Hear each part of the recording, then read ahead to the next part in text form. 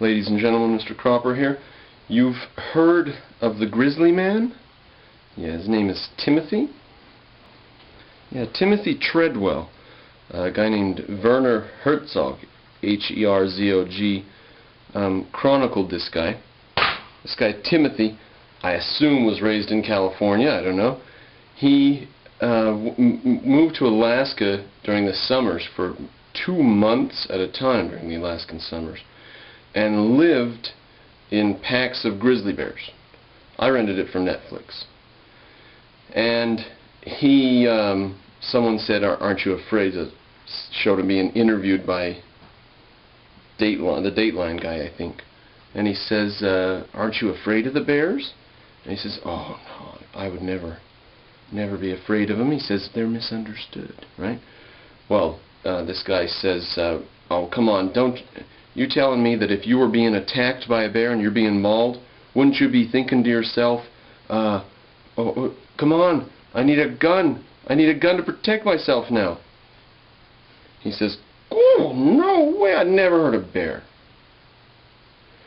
Well, fast forward a ways, not too far, a year or two, or a few months maybe, and he goes into the Alaskan wilderness, gets dropped off, takes his girlfriend with him. Didn't do it on several previous years, but this year he took his girlfriend with him, and he just makes videos. He takes several cameras and lots of supplies and stuff, and he lives there and he makes videos and hangs around with the bears and pretends he's a damn bear. Right? Well, like 3 days before they were scheduled to leave, it was late in the summer. There weren't too many fish in the streams, not a lot of food around. He got mauled and attacked and killed and eaten by a bear. And his girlfriend did too, both of them. And somehow they turned the camera on, but didn't remember or didn't have time to take the lens off when the bear attacked the camp. So the camera recorded audio, but no video. It's kind of creepy.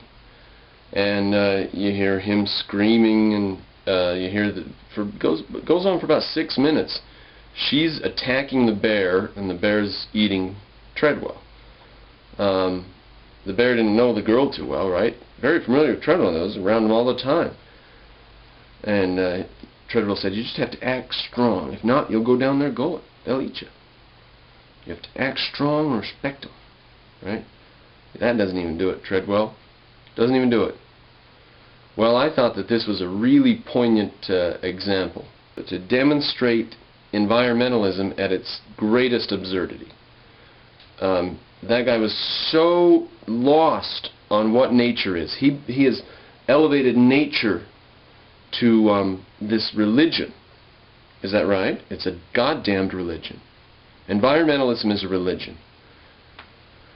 Nature is nothing but a set of laws which we can investigate. That is all it is. And we live in nature. We're part of nature. Nature is the name for everything that is and the way that it is. But that's not what the word means anymore. Nowadays the word means like a spiritual pureness with things that are uncorrupted and untouched by humans. It's not natural. It's man-made. If it's made by humans. It's not natural, is it? That word has been so corrupted and beat upon from the disrespect for humans. People hate humans. They hate the mind. They hate reason. Not everybody. Immanuel Kant and some others. Well, Timothy Treadwell never heard of Kant, but Kant cost him his life. As Ayn Rand said, Kant was the first hippie. Treadwell went up there and lived with the bears and got killed. We watched the video with the kids. That went over fine. They watched the video, and then we talked about it in class. So I wanted to show you that. This will probably be the most upsetting thing I've shown. You know, I say poetry doesn't rhyme. There's no such thing as ADD or ADHD, and environmentalism is a religion. Well, God help us if we don't have these lessons mandated in virtually every classroom in a free economy in 50 years. Because if we don't change the way people see this stuff, we're not going to start going back uphill. We're just going to keep descending and descending. So we just watched a movie about A guy who did what with bears? Oh, he wanted to become a grizzly bear. He wanted to be a grizzly bear. What did he do with the grizzly bears then? He played with them. He played with them? No, he protected them. Protected them and lived with them, didn't he? And what happened to him at the end, Tabitha? What finally happened to him? Dead. Dead. How did he die? The flu or some bad mustard or what? No. What killed him? A bear. A bear. A bear killed him. That's right. Don't take anybody's. Okay, because he thinks that bears are wonderful and nature is wonderful and plants and the rivers and stuff are wonderful. What do you guys think the Greeks thought about that? Do you think that they thought nature was wonderful? No, they thought heaven was. They thought heaven was wonderful? They That's what thought- Plato thought. What do you think they thought? Do you think they... Here, They well, I've got a little thought the poem. gods- It doesn't rhyme because it's Tabitha. Shh. Jalen, shh. I've got a little poem. It doesn't rhyme because it's translated from Greek. So it used to rhyme in Greek, but it doesn't rhyme in English, okay? Wonders are there many on earth, none more wonderful than man.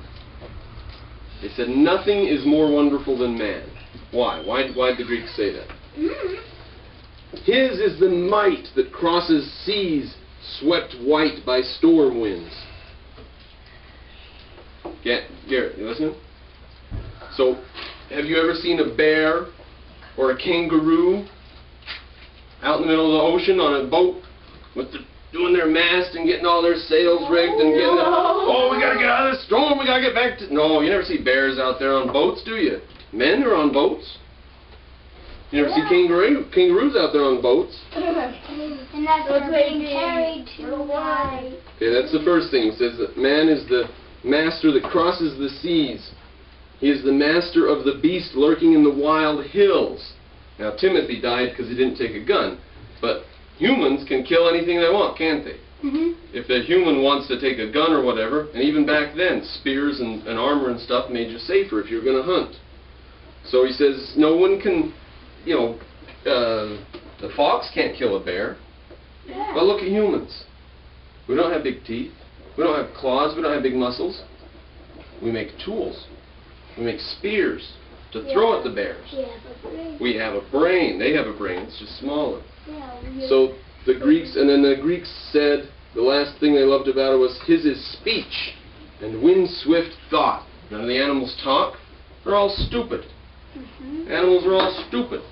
They can't even think about what's going to happen tomorrow.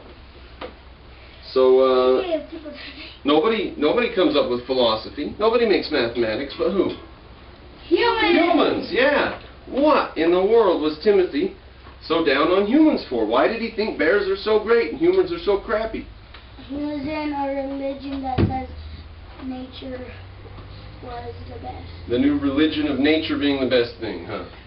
And it cost him his life, didn't it? And mankind was stupid. Yeah, he believed mankind was stupid and it's harming the bears. He wanted to be a wild animal. It's good that we have nature, but it's not nice to live with nature. It's good we have it, but it's not nice to live with it, huh? It's because if we didn't have nature, we wouldn't have the leaves to give us fresh air. We wouldn't have houses. That's true. Well, if we didn't have nature, where would we came from? We came from ancient apes and monkeys, huh? Yeah, So and it had to if be the nature. monkeys couldn't live, we couldn't live. That's right. But that doesn't mean that it's good for us to go live in nature now. Yeah. Okay.